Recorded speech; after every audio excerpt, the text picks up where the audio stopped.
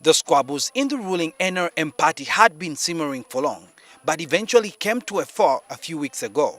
Weaknesses were exposed and a party that seemed to have it all together was all of a sudden showing huge cracks. The Prime Minister and NRM Secretary General Nrm Row was accused of using his office to mobilize against President Museveni. Audio recordings and transcripts were presented by the President to the NRM Parliamentary Caucus as proof.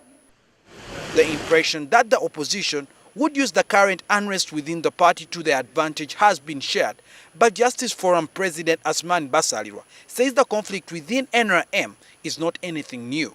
They had conflicts in the bush, they had conflicts even before they became a political party. They are now having conflicts, and we have seen senior figures of NRM, disagreeing with the party and leaving.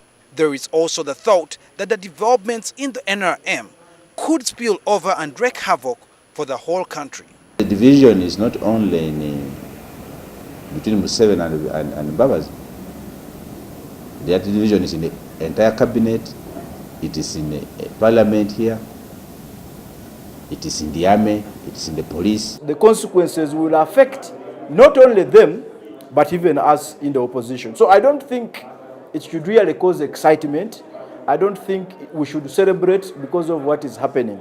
Short of a military coup, any politics he can handle, because he has all the chips and all the aces. He has the jobs, he has the money.